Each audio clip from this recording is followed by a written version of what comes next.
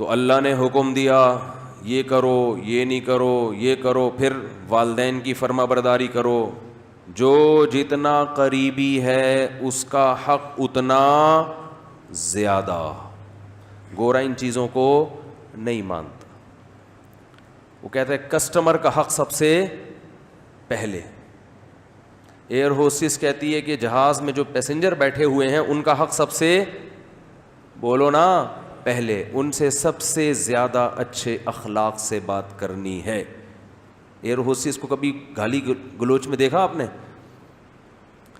کیا ہو گیا؟ کبھی جہاز میں جا رہے ہو، آپ نے بٹن دبایا چائے دے دیں، وہ کہے گی ایکسکیوز می چائے ختم ہو گئی، بس یہ کہے گی نا ابھی نہیں ہے، ابھی سیٹ بیلٹ باندھیں، ابھی جہاز نیچے اتر رہا ہے، ابھی چائے پانی کا ٹائم ختم. تمیز سے بولے گی.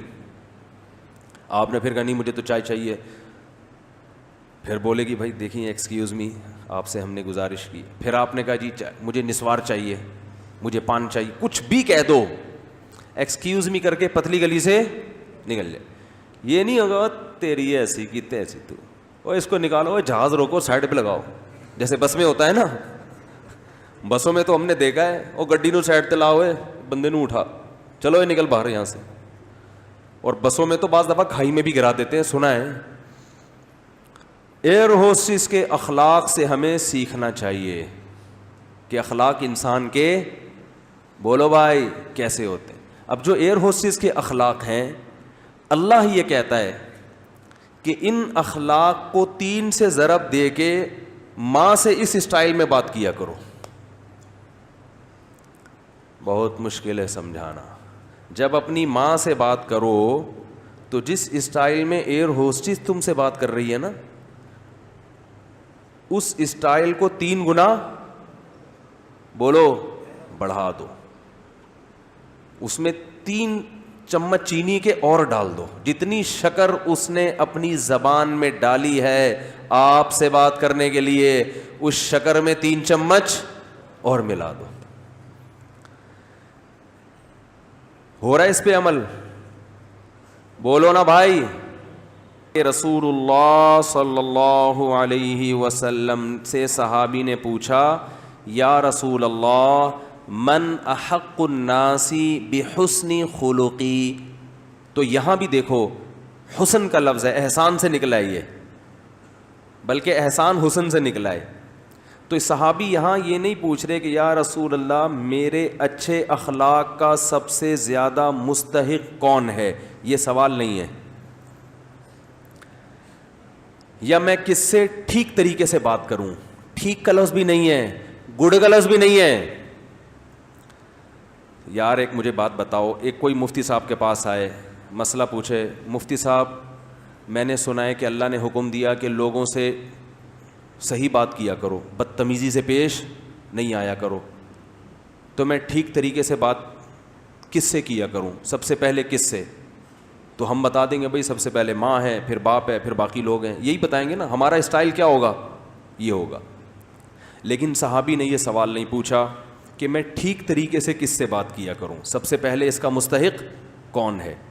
نا نا نا، انہوں نے یہ بھی نہیں پوچھا یا رسول اللہ بہتر طریقے سے میں کس سے بات کیا کروں، اس میں سب سے زیادہ مستحق کون ہے، کس کا رائٹ ہے سب سے زیادہ کہ میں اس سے بہتر انداز میں بات کروں. نا نا نا نا نا نا نا، آپ نے فرمایا من احق الناس بحسنی، حسن کا لفظ، میرے اخلاق میں جو ایکسیلنسی پیدا ہوگی اس ایکسیلنسی کا سب سے زیادہ مستحق کون ہے.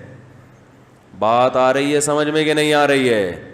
یعنی آج کے زمانے میں جو اسٹائل ایئر ہوسٹس کا ہوتا ہے شاید ہم اس کو ایکسیلنٹ کہہ سکتے ہیں اس کو، شاید، کیونکہ اس سے اچھے اخلاق کی کم از کم مجھے تو مارکیٹ میں کوئی مثال اب تک، ہم نے بسوں میں بھی سفر کیا ہے، ٹرینوں میں بھی سفر کیا ہے، اور اللہ بھلا کرے جہازوں میں بھی کیا ہے، گاڑیوں میں بھی کیا ہے، کار میں بھی کیا ہے، ہر طرح سے کشتیوں میں بھی کیا ہے. تو جو عملہ سب سے اچھا اخلاق والا ہمیں ملتا ہے وہ کہاں ملتا ہے؟ بولو نا، جہاز میں. اور سب سے زیادہ بدتمیز عملہ کہاں ملتا ہے؟ بسوں میں. پیشاب کے لیے گاڑی رکوا لو، پیشاب رک جاتا ہے آدمی کا ٹینشن سے، وہ اتنی ہارن بجا رہا تھا، پاؤں پاؤں بجا رہا ہوتا، بیٹھ بھائی. نماز کے لیے رکوا لو، سب ایک جیسے نہیں ہوتے. نماز کے لیے بعض دفعہ روکنا مشکل ہو جاتا ہے, نماز ہی نہیں پڑھنے دے رہے ہوتے, تو پھر اپنی عزت اسی میں ہے کہ آپ ڈرائیور سے تمیز سے بات کریں. W11 میں سفر کرو, کنڈکٹر کو دیکھا ایکسکیوز می پلیز تھوڑا سا کرایہ دے دیں آپ, کبھی دیکھا آپ نے کنڈکٹر کو W11 میں؟ ہے بھائی, گھسیڑتا رہے گا بندے. اخلاق دیکھو, جگہ نہیں ہے بھائی, پاؤں بس پوری یوں ہوئی ہوئی ہے, اس کی الائنمنٹ کی ایسی کی, میں نے کہا نا کام کا بیڑا غرق, ایک کام کا طریقہ یہ بھی ہوتا ہے, بس کا بیڑا غرق کر دیا. وہ یوں جھکی ہوئی ہے پوری ادھر کو, آدھی پبلک چھت پہ بیٹھی ہوئی لٹک رہے ہیں, کھڑکیوں سے بندے گر رہے ہیں, مگر کنڈکٹر گھسے گا, ایک سے بھی ایکسکیوز, اتنی ٹینشن دے کے بھی ایکسکیوز نہیں کرتا. حالانکہ تمہیں تو 2 رکعت نفل توبہ کے پڑھنے چاہیے لانڈھی پہنچنے کے بعد نا, تمہیں تو یا اللہ میں نے جو مسافروں کو جو غم دیا, میں نے جو دکھ دیا, میں اس پہ تجھ سے معافی مانگتا ہوں. کیسے دھکا دے رہا ہوگا, اور بھائی ادھر سے, اور حیرت کی بات ہے ادھر سے گھستا ہے اور اگلے گیٹ سے نکل آتا ہے, جگہ ہے نہیں, سب سے کرایہ لے, اس کی جیب کبھی نہیں کٹتی, سب کی کٹ جاتی ہے حالانکہ سب سے زیادہ پیسے اس کے پاس ہوتے ہیں. تو بزنس, یہ جیب کتروں کا بزنس بھی سائڈ میں چل رہا ہے ان کا, اس پہ بھی کمیشن, سب کی بات نہیں جو میرا بیان سن رہے ہیں ان کے علاوہ. تو میری جہاں تک جو میں نے دیکھا ہے, سب سے اچھے اخلاق جہاز کے عملے کے ہوتے ہیں. تو ہم اس کو آج کے دور سے کہہ سکتے ہیں کہ وہ ایکسیلنٹ ہوتے ہیں, وہ الگ بات ہے وہ ان کی نیت کیا ہے, لیکن ظاہری لحاظ سے بہرحال بہت اچھے اخلاق ہوتے ہیں. تو اب ہم مثال, ہمارے پاس ایئر ہوسٹس کے علاوہ کوئی مارکیٹ میں اتنے اچھے اخلاق کی ملتی نہیں ہے سفر کے دوران, تو دنیا بھی ایک مسافر خانہ ہے. تو اب حدیث کا مطلب کیا ہوا, صحابی نے پوچھا یا رسول اللہ, میں اپنے اخلاق میں جو ایکسیلنسی پیدا کروں تو اس ایکسیلنسی کا سب سے زیادہ مستحق کون ہے, یعنی سب سے زیادہ میٹھے انداز سے بات میں کس سے کروں. آپ یوں بھی کہہ سکتے ہیں آج کی زبان میں, جب میں بات کسی سے کروں تو اس میں شکر گھولوں میں, تو سب سے زیادہ چینی اور سب سے زیادہ شکر کس سے بات کرتے ہوئے اپنے کلام میں گھولوں. بات آ رہی ہے سمجھ میں؟ آپ صلی اللہ علیہ وسلم نے فرمایا, امک, پوری کائنات میں سب سے میٹھے انداز سے اگر تم نے بات کرنی ہے تو سب سے زیادہ رائٹ یہ کس کا ہے, تمہاری, بولو نا, ماں کا.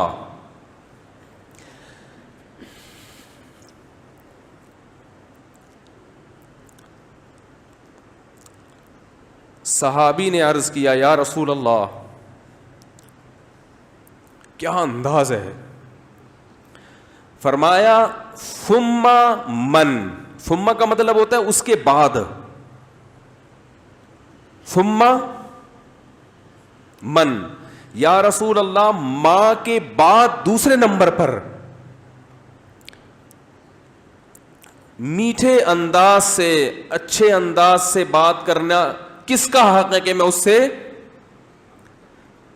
اچھے انداز سے بات کروں. ماں کے بعد, ماں کا تو پتہ چل گیا, دوسرے نمبر پہ جو میں سب سے بہترین اور مٹھاس کے ساتھ بات کرنی ہے, اخلاق میں ایکسیلنسی پیدا کرنی ہے, ماں کے بعد دوسرے نمبر پہ کون ہے وہ؟ تو آپ صلی اللہ علیہ وسلم نے کیا جواب دیا؟ فرمایا امک, ماں کے بعد دوسرا نمبر بھی کس کا ہے؟ بولو بھائی, کیا عجیب انداز ہے. حالانکہ یہ عام عرف کے مطابق جواب سوال کے مطابق, بولو بھائی, نہیں ہے. مجھ سے اگر کوئی پوچھے کہ سب سے بڑا حق کس کا, میں کہوں ماں کا. وہ کہ اس کے بعد کس کا, تو میں کہوں ماں کا. وہ کہے گا میں اس کے بعد کا پوچھ رہا ہوں, اس کا تھوڑی پوچھ رہا ہوں. تو یہ سرسری نگاہ سے دیکھا جائے تو یہ بلاغت والا کلام نہیں ہے, یہ غلط کلام ہے اگر سرسری نگاہ سے دیکھا جائے, کیونکہ ہم پوچھ رہے ہیں کہ اس کے بعد. ماں تو پتہ چل گیا, ماں کے بعد اس کے علاوہ بتائیں آپ, لیکن نبی دوبارہ کس کا نام لے رہے ہیں؟ یہ سرسری نظر میں یہ کلام بلیغ نہیں ہے، لیکن حقیقت میں یہ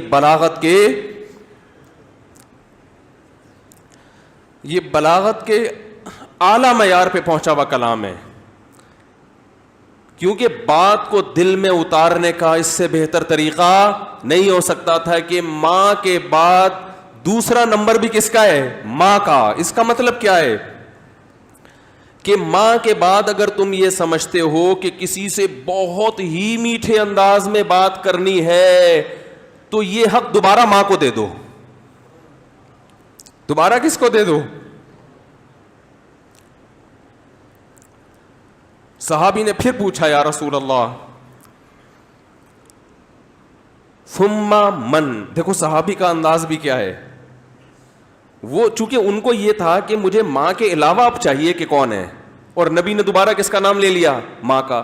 لہذا صحابی نے پھر اپنے سوال کو ریپیٹ کیا، کیونکہ وہ یہ سمجھتے تھے کہ مجھے میرے سوال کا جواب نہیں ملا.